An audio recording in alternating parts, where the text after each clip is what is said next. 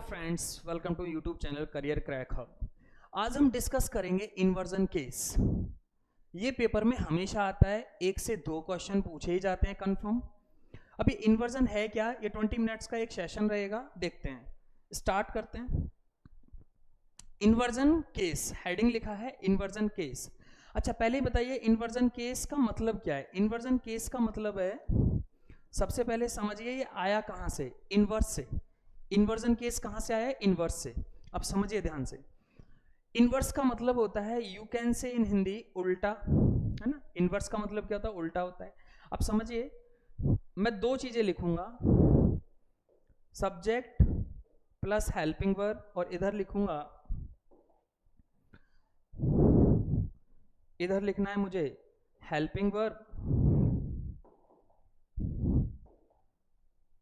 Helping verb plus subject, और आपसे मैं पूछूंगा विच वन इज राइट। तो इन्वर्जन का मतलब होता है इनवर्स। तो this one is right, this is a wrong. तो if someone ask you what is the definition of inversion, तो यू कैन से पहले हेल्पिंग वर्ब चाहिए, फिर सब्जेक्ट चाहिए, उसे हम इन्वर्जन केस कहते हैं। अगर सब्जेक्ट प्लस हेल्पिंग वर्ब है तो ये इन्वर्जन केस नहीं है। One thing is clear. आगे बढ़ते हैं। मैंने यहां इसकी डेफिनेशन को इलेबोरेट किया है कि inversion just means putting the verb before the subject. फिर यही बोल रहा है, ये कह रहा है बेटा हेल्पिंग वर्ब पहले आएगा, हेल्पिंग वर्ब पहले आएगा, उसके बाद सब्जेक्ट आएगा, उसी को हम इन्वर्जन कहते हैं। क्लियर। चलो आगे बढ़ते हैं।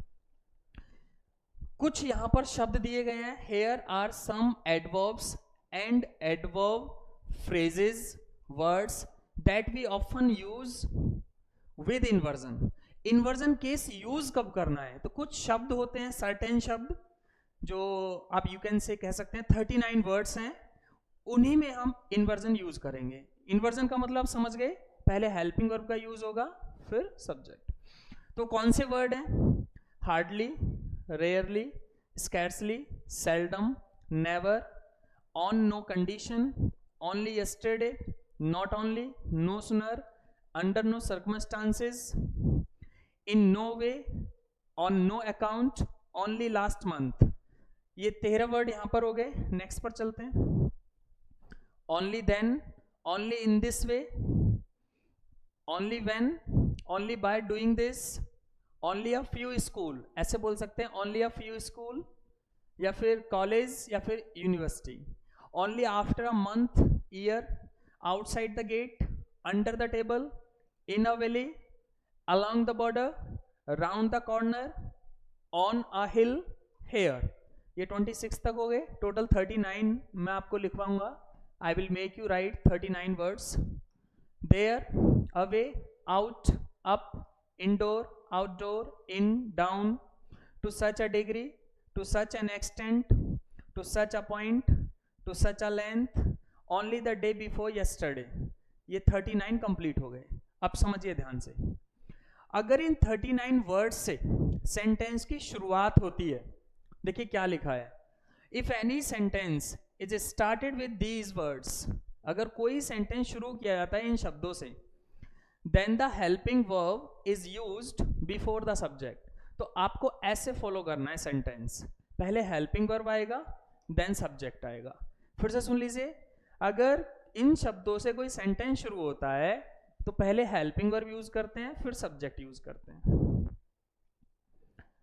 अब देखते हैं, अब ये क्वेश्चन कब पूछा गया है, आप खुद देखिए। This sentence had been asked SSC steno 2022, 2022 में ये सेंटेंस पूछा गया है।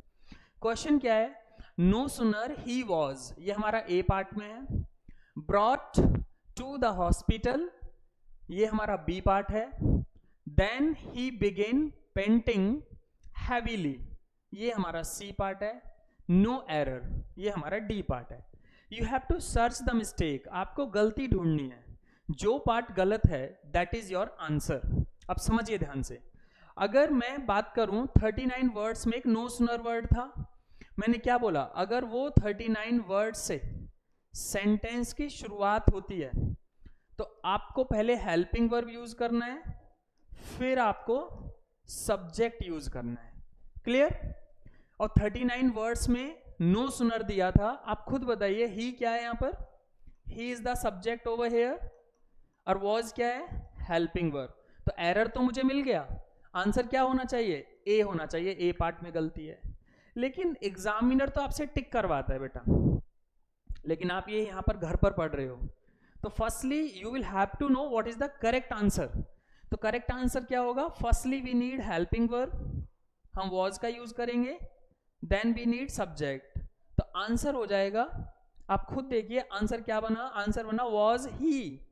सबसे पहले हेल्पिंग वर्ब चाहिए, वॉज क्या है यहाँ? हेल्पिंग वर्ब है, और ही क्या है यहाँ? सब्जेक्ट है। तो यहाँ पर आंसर क्या होना था? Was he. तो ए पार्ट में गलती है। ये 2022 का स्टेनो का है, एसएससी का क्वेश्चन। नेक्स्ट चलते हैं। अब दो सेंटेंस है आपके पास, उन 39 वर्ड्स की लिस्ट में एक सेल्डम वर्ड भी था। अब ध्यान से देखिए, seldom had you seen so many people out on the streets. यहां पर लिखा है seldom you had seen so many people out on the streets. Which one is right? If someone ask you which one is right, कौन सा ठीक है इनमें से? तो बेटा ये देखिए, हैड क्या है? Helping verb. यू क्या है? You is the subject over here. यहां पर चेक करें तो यू क्या है? सब्जेक्ट है, और हेड क्या है? हेल्पिंग वर्ब है। आप बताइए विच वन इज राइट? तो कंफर्म हो गया, सेल्डम से शुरू होगा सेंटेंस, तो पहले हमें हेल्पिंग वर्ब चाहिए। One thing is clear, first हमारा करेक्ट है, सेकंड हमारा रॉन्ग है। क्लियर? डन? समझ आ गया होगा, I think you must have understood. Clear? चलिए फिर से नेक्स्ट सेंटेंस है, रेयरली यहां पर है, रेयरली यहां पर है, तो हम चेक करेंगे आर क्या है? Are is the helping verb, things is the subject over here. यहां पर चेक करें, थिंग्स क्या है? सब्जेक्ट है, आर क्या है? हेल्पिंग वर्ब है। आपको बताना है which one is right. I just told you, अभी मैंने आपको बताया रेयरली से सेंटेंस शुरू होगा, firstly we need helping verb then subject. तो first one is right, second one is wrong. Next चलते हैं। अब देखिए यहां से ओनली इन दिस वे, ये वर्ड भी 39 की लिस्ट में था, only in this way. Clear? यहां सोहन क्या है?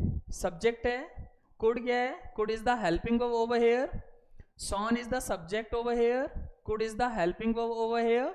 आपको बताना है कौन सा ठीक है। तो आपको मालूम है अगर इन शब्दों से सेंटेंस की शुरुआत होगी तो firstly we need helping verb then subject. तो कौन सा ठीक हुआ? First one is correct, second one is wrong. Clear?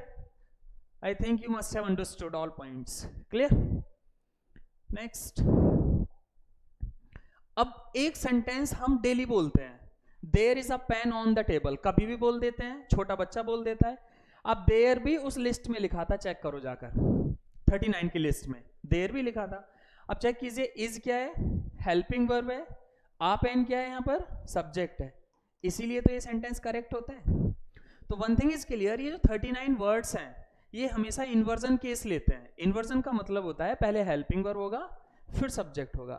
अगर इस सेंटेंस में मैं आपसे पूछूं सब्जेक्ट कहां है, तो देयर नहीं है बेटा, सब्जेक्ट। सब्जेक्ट क्या है? आ पेन, इसी के अकॉर्डिंग ये वर्ब है। क्लियर? नेक्स्ट। अब सवाल उठता है, अगर ये सेंटेंस स्टार्टिंग में ना आए तो, मान लीजिए sometimes is given in the middle of the sentence, कभी कभी ये दिए जाते हैं सेंटेंस के मिडल में, तब क्या करना है? तो देखो पढ़ लीजिए, नोट में लिखा है मैंने, these words are used in a sentences, sentences नहीं होगा, इसे कट कर देना, ए लगा है ना, सेंटेंस नहीं होगा, in a sentence in the middle. ये वर्ड्स यूज किए जाते हैं मिडल में, not use in starting, starting में यूज नहीं किए जाते। Then the verb, then the helping verb is used after the subject.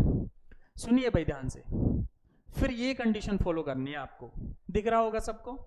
अगर ये वर्ड सेंटेंस के मिडिल में आते हैं तो फिर इन्वर्जन केस नहीं होगा, फिर वही कंडीशन है, पहले सब्जेक्ट चाहिए फिर हेल्पिंग वर्ब चाहिए।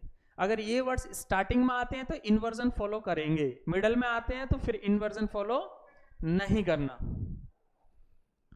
अब यहां सेंटेंस देखिए, you had seldom, seldom middle में है, you had seldom seen so many people out on the streets. यहां लिखा है हैड यू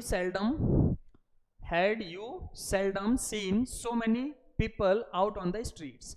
अब ये सेल्डम मिडल में है, तो मिडल में है तो one thing is clear, you यहां पर क्या है, सब्जेक्ट है, हेड क्या है, हेल्पिंग वर्ब है। यहां पर हेड क्या है, हेल्पिंग वर्ब है, यू क्या है, सब्जेक्ट है। अब आप मुझे बताइए विच वन इज राइट, इसमें से कौन सा ठीक है। तो वन थिंग इज क्लियर, अगर ये वर्ड्स मिडल में आते हैं तो फिर हमें फर्स्ट वाला ही फॉलो करना है, पहले सब्जेक्ट चाहिए फिर हेल्पिंग वर्ब चाहिए, फिर इन्वर्जन केस फॉलो नहीं करना है। Clear, are you getting, done. और एक सेंटेंस ले लीजिए, रेयरली इस बार मिडल में है, रेयरली इस बार मिडल में है, तो थिंग्स क्या है यहां, subject, are is the helping verb over here, are क्या है यहां पर, helping verb, things is the subject over here. Which one is right, clear है, फर्स्ट वन इज राइट, क्योंकि अगर रेयरली मिडल में आएगा तो फिर इन्वर्जन फॉलो नहीं करेंगे, स्टार्टिंग में आएगा तो इन्वर्जन फॉलो करना है। डन, सेकंड हमारा रॉन्ग है। नेक्स्ट बेटा, ये आपका इन्वर्जन केस था, फिनिश हो गया, आपने अच्छे से समझा होगा। 100% एक क्वेश्चन पूछा जाता है बेटा। ये करियर क्रैक हब एक चैनल है और ये गजब का चैनल है, आप इसे लाइक करें, सब्सक्राइब करें, शेयर करें, कमेंट करें। इस चैनल पर आपको पूरा कंप्लीट कोर्स कराया जाएगा। अभी इसे आप क्या करेंगे, शेयर, कमेंट, और आप फॉलो कर सकते हैं फेसबुक पर, ठीक है, यूट्यूब पर आप यहां पर फॉलो कर सकते हैं, ठीक है, आप ज्वाइन कर सकते हैं टेलीग्राम चैनल, और कोशिश करें ज़्यादा से ज़्यादा शेयर करें, और वीडियोस हम लेकर आएंगे। और हमारा तो टारगेट ये है कि 97 से लेकर 2024 तक आपको प्रीवियस पेपर कराए जाएंगे। इसका उद्देश्य ये है कराने का बेटा, एवरीबडी नोज, इंग्लिश की बात करें, everybody knows 90% English is repeated, 90% English repeat होती है, लेकिन पेपर की संख्या इतनी है कि बच्चा नहीं कर पाता है। तो हमारा तो टारगेट है 97 से लेकर 2024 तक सभी क्वेश्चन शॉर्ट ट्रिक के साथ सॉल्व करवाएंगे। क्लियर है, तो आज के लिए बस इतना ही। Thank you very much, take care.